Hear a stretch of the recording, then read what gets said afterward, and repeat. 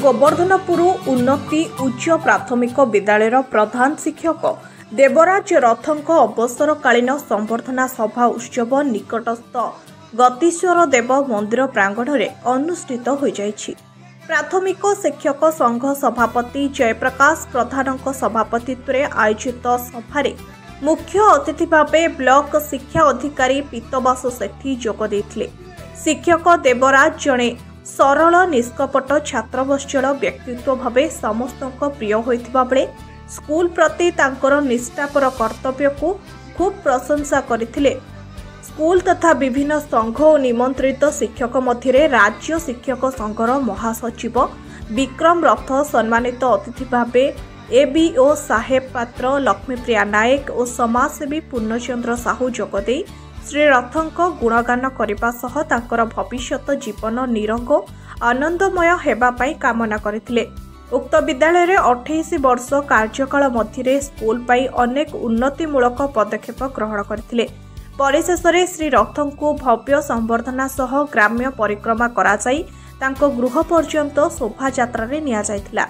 ये समस्त कार्यक्रम को पुरातन छात्र संघर कार्यकर्ता मानकर प्रत्यक्ष तत्वावधान रे आयोजित होइतला बेले स्कूल शिक्षक शिक्षयित्री माने पूर्ण सहयोग करथिले।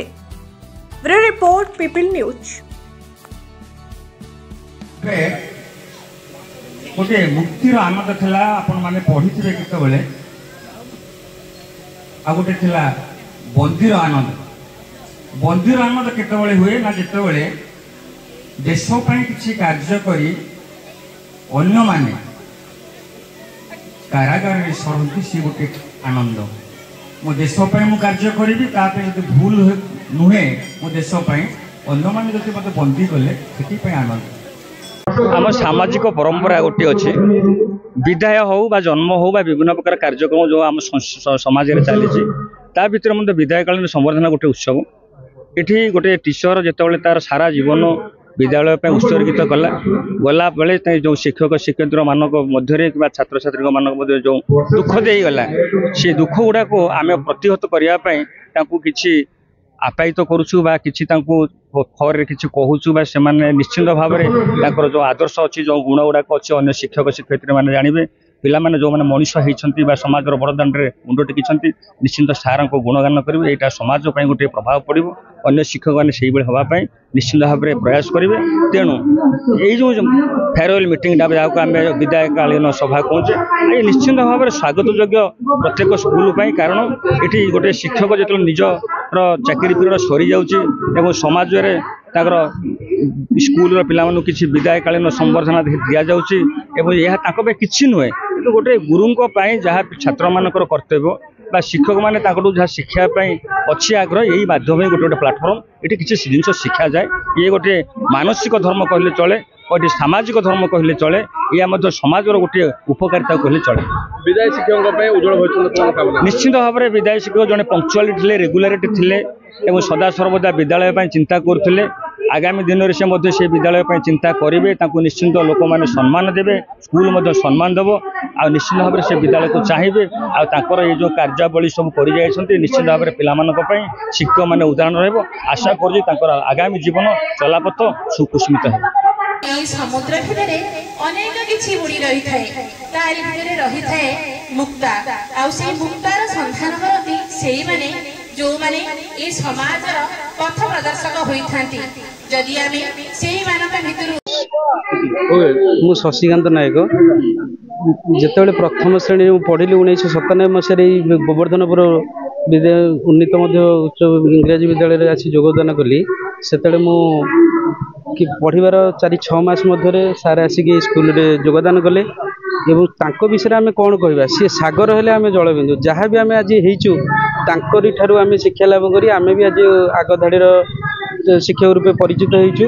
किंतु गोटे कथा मन आमर गोटे से गोटे अनुभूति थिला जो प्रथम श्रेणी पाठ पढ़ुलु बा द्वितीय तृतीय से सार गोटे यामा गाड़ी था यामा गाड़ी साउंड हेले आम जानू जे देव सार आम स्कूल को आसिले या बड़ किसी ना सी बहुत भल बहुत शांत पिला बहुत माने ये कर आज जो कार्यक्रम आयोजन कर आम मान बहुत कष्ट होती पुराणा जो छात्र मान पाक जाइछु जोगाजोग करछु ଏବଂ ସେମାନଙ୍କର ସହାୟତାରେ ଏସବୁ କାର୍ଯ୍ୟକ୍ରମ ହେଇଛି ଏବଂ ନୂଆ ମାନେ ମଧ୍ୟ କିଛି ସହଯୋଗ ନୂତନ ଛାତ୍ରଛାତ୍ରୀ କିଛି ସହଯୋଗ କରିଛନ୍ତି ସେଇରୁ ହେଇଛି। ବହୁତ ଦୁଃଖ ଲାଗୁଛି ଯେ ସେ ଆମକୁ ଆଜି ଏ ଗହଣରୁ ଛାଡ଼ିକି ଯାଉଛନ୍ତି। କେତେ ବର୍ଷର ଶିକ୍ଷକତା କରିଥିଲେ ଏଇ ସ୍କୁଲରେ? ପାଖାପାଖି 27ରୁ 28 1997 ମସିହାରୁ 2025 ମସିହାରେ ସେ ବର୍ତ୍ତମାନ ଅବସର ଗ୍ରହଣ କଲେ। ପିଲାମାନଙ୍କ ସହିତ ପିଲା ହେଇଯାଇଛି ଗାର୍ଡିଆନଙ୍କ ସହିତ ସେଇଭଳି ସହଜ ରଖି କେଉଁ ପିଲା ପଢ଼ିଲା ନ ପଢ଼ିଲା ତାର ଭଲ ମନ୍ଦ ଦେଖି, କାରଣ ସରକାର ଯେଉଁ ନିୟମ ଦେଇଛନ୍ତି ଏଇ ନିୟମ ଅନୁସାରେ ପଢ଼େଇବ, ଏଇ କୋର୍ସ ସମ୍ଭବ ସେଥିରେ ପଢ଼େଇଲେ ପିଲାମାନଙ୍କୁ ପଢ଼େଇ ହେବ। ତେଣୁ ସେ ସହଯୋଗ ରଖି ସମସ୍ତଙ୍କ ସହିତ ଶିକ୍ଷାଦାନ କରି ଚାଲିଥିଲୁ, ଯାହାଫଳରେ ଆଜି ଆପଣମାନେ ଏଇଟା ଦେଖୁଛନ୍ତି। ଦେଖନ୍ତୁ ଯେତେବେଳେ ଏତେ ଦିନ ଚାକିରି ପରେ ଆଜି ଅବସର ଯେଉଁ ନେଉଛନ୍ତି, ଗୋଟେ ବିଦାୟକାଳୀନ ସଭା କରାଯାଇଛି, ସେଠୁ ଛାଡ଼ିକି ଗଲା ପରେ କେତେ କଷ୍ଟ ଲାଗୁଛି ଆପଣଙ୍କୁ? ନାଇଁ କଷ୍ଟ କିଛି ନାହିଁ, ପିଲାମାନଙ୍କ ସହିତ ସମୟ କଟି ଯାଉଥିଲା। ପୁଣି ଆଗାମୀ ପୁଣି ସେମିତି ଦେଖିବା, ମଝିରେ ମଝିରେ ସମୟ ଦେଇ ପିଲାମାନଙ୍କୁ ବି ଯଦି ଶିଖେଇ ପାରିଲେ ପିଲାମାନେ ଆମଠୁ କିଛି ଗ୍ରହଣ କରିପାରିଲେ ସେଇଟା ନିଜକୁ ମାନେ ଭାଗ୍ୟବାନ ମନେ କରିବା। ଯୋଉ ଛାତ୍ରଛାତ୍ରୀ କ'ଣ ପରାମର୍ଶ ଦେବେ, ଅଭିଭାବକଙ୍କୁ କ'ଣ ପରାମର୍ଶ ଦେବେ? ଅଭିଭାବକ ମାନେ ତ ଆଜ୍ଞା ଶିକ୍ଷକ ସମାଜ ପ୍ରତି ମାନେ ଯୋଉ କେତେ ଜଣ ଅଭିଭାବକ ସମସ୍ତେ ନୁହନ୍ତି, ଯେ ମାଷ୍ଟର ମାନେ 50,000 ଲକ୍ଷେ ଦରମା ପାଇଗଲେ ସବୁ ଖାଇଗଲେ, କିନ୍ତୁ ସେଇମାନଙ୍କ ପିଲା ମୂର୍ଖ ହଉଛନ୍ତି କାରଣ ସେମାନଙ୍କର ସଂସ୍କାର ନାହିଁ। ସେ ଯଦି ତା ପିଲାଟାକୁ କହନ୍ତେ, କାରଣ ସେମାନେ ଗୋଟେ ଯୋଡ଼େ ପିଲା ଘରେ ଚଳେଇ ପାରୁନାହାନ୍ତି କିନ୍ତୁ ଆମକୁ 50-100 ପିଲା ଆମ ବହୁତ ଛାଡ଼ି ଦେଉଛନ୍ତି, ଆମେ ସେମାନଙ୍କୁ ଚଲାଉଛୁ। ତେଣୁ ସେ ଚିନ୍ତାଧାରା ତାଙ୍କର ଥାନ୍ତା ତାହେଲେ ତାଙ୍କ ପିଲା ବି ଖରାପ ହୁଅନ୍ତେ। ଆଉ ଯେଉଁମାନେ ଏଇସବୁ ସମାଲୋଚନା କରୁଛନ୍ତି ସେଇମାନଙ୍କ ପିଲା ବିଶେଷ ଖରାପ ହଉଛନ୍ତି। ନହେଲେ ଆଜ୍ଞା ପିଲା ଠିକ୍ ପାଠ ପଢ଼ିବେ, ପିଲା ଠିକ୍ ବୁଝୁଛନ୍ତି, ପିଲା ମଣିଷ ହଉଛନ୍ତି। ଯୋଉ ଛାତ୍ରଛାତ୍ରୀଙ୍କୁ ଆଜି ବିଦାୟ ନେଉଛନ୍ତି ସେମାନଙ୍କ ଭବିଷ୍ୟତ ପାଇଁ କ'ଣ? ଭବିଷ୍ୟତ ଆଜ୍ଞା ପିଲା ତ ଚାକିରି କଲେ ତା ସଂସାର ବସିବ, କିନ୍ତୁ ଶିକ୍ଷକକୁ ଏତିକି ଆତ୍ମସନ୍ତୋଷ ମିଳିବ ଯାହା ମୁଁ ଶିକ୍ଷାଦାନ କରିଥିଲି ପିଲାଟାର ସଂସାର। ଶିକ୍ଷକ କିଛି ଲାଭ ନାହିଁ, କିନ୍ତୁ ଆତ୍ମସନ୍ତୋଷ ଆମକୁ ମିଳିବ ଯାହା ମୁଁ ଏତିକି କରିଥିଲି ଆଜି ଗୋଟେ ପିଲା ଭବିଷ୍ୟତ ଗଢ଼ିପାରିଲା। ପୂର୍ବତନ ଆପଣଙ୍କ ଛାତ୍ରଛାତ୍ରୀ ସେମାନେ ମଧ୍ୟ ଆଜି ପ୍ରୋଗ୍ରାମରେ ସବୁ ସହଯୋଗ କରିଛନ୍ତି, ସେମାନଙ୍କ ପାଇଁ କ'ଣ? ସେମାନେ ସେଇ ଦିଗ୍ଦର୍ଶନରେ ଚାଲନ୍ତୁ, ଯେତିକି ଯେଉଁ ଆଦର୍ଶ ସେମାନେ ଶିଖିଛନ୍ତି ସେଇଭଳି ତାଙ୍କର ମନୋବୃତ୍ତି ରହୁ ଆମର ଅନୁଷ୍ଠାନ ପ୍ରତି, ଯାହାଫଳରେ କି ଆଜି ଅନୁଷ୍ଠାନ ଆଉ କିଛି ଅଧିକା ଆଗକୁ ଯାଇପାରିବ।